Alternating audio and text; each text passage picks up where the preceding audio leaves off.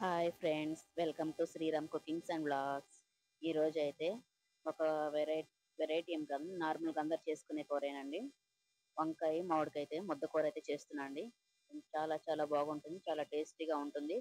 వేడి వేడి అన్నంలో కూర వేసుకొని తింటే నోటికి చాలా కమ్మగా ఉంటుందండి. సో మీరు కూడా తప్పకుండా ట్రై చేసి చూడండి. అందరికి తెలిసినదే, కాకపోతే ఈరోజు మా ఇంట్లో చేసుకుని మాత్రం పెడుతున్నాను.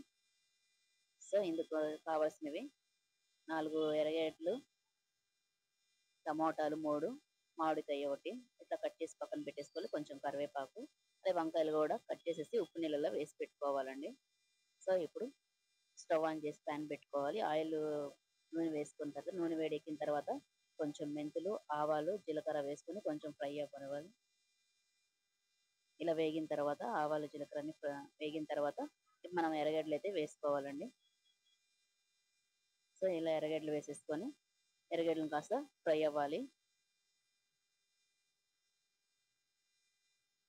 ఇవి కొంచెం ఇలా ఫ్రై అవ్వాలండి.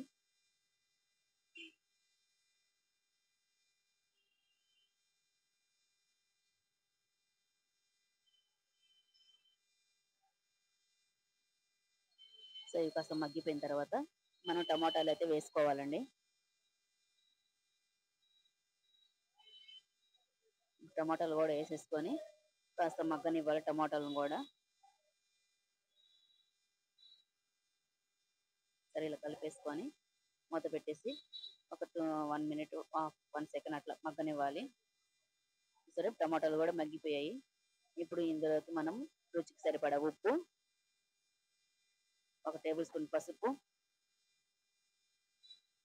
ధనియాల పౌడర్, కొంచెం కారం, కొంచెం కాదు మీ రుచికి సరిపడా కారం, మీరు ఎంత తినగలరో అంత కారం వేసుకోవాలండి.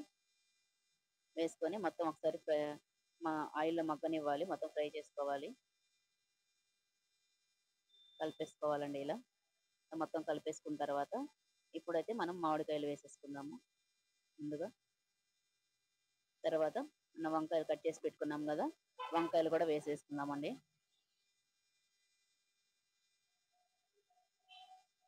సో ఇలా అన్ని వంకాయలు వేసేసుకొని బాగా ఒకసారి కలుపుకోవాలండి.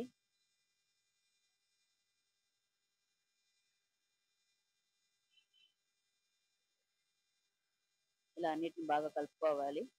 ఉప్పు కారం అంతా వంకాయలకు బాగా పట్టేటట్టు బాగా కలిపేసుకోవాలండి. సో ఇలా కలిపేసుకున్నాం కదా మొత్తము. ఇలా కలిపేసుకున్న తర్వాత మూత పెట్టేసి ఒక 2 మినిట్స్ 3 మినిట్స్ వరకు బాగా మగ్గనివ్వాలండి. స్టవ్ మాత్రం మీడియం ఫ్లేమ్ లో కానీ లో ఫ్లేమ్ లో కానీ ఉంచుకోవాలి. హై ఫ్లేమ్ లో ఉంచకూడదండి, మాడిపోతుంది.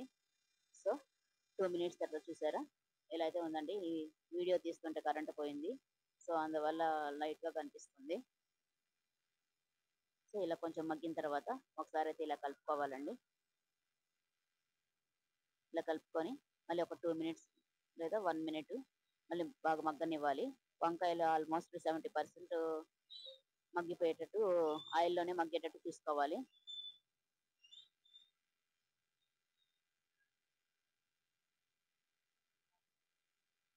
వన్ మినిట్ తర్వాత చూద్దాము. సరే ఆల్మోస్ట్ వంకాయలు ఆయిల్లోనే బాగా మగ్గిపోయాయి. ఒకసారి మళ్ళీ కలిపేసుకొని ఇప్పుడు మనం గ్రేవీకి సరిపడా వాటర్ అయితే వేసుకుందామండి. వాటర్ ఎక్కువ ఏం పట్టదండి, మామూలుగా వంకాయ పులుసు చేస్తాం కదా, అంత వాటర్ ఏం అవసరం ఉండదు. 1 గ్లాస్ వాటర్ అయితే సరిపోతుంది, చిన్న గ్లాస్ వాటర్ అయితే సరిపోతుంది. ఇలా నీళ్ళు పోసేసుకొని ఒకసారి కలిపేసుకొని మూత పెట్టేసి ఒక 5 మినిట్స్ మీడియం ఫ్లేమ్లో బాగా ఉడకనివ్వాలి.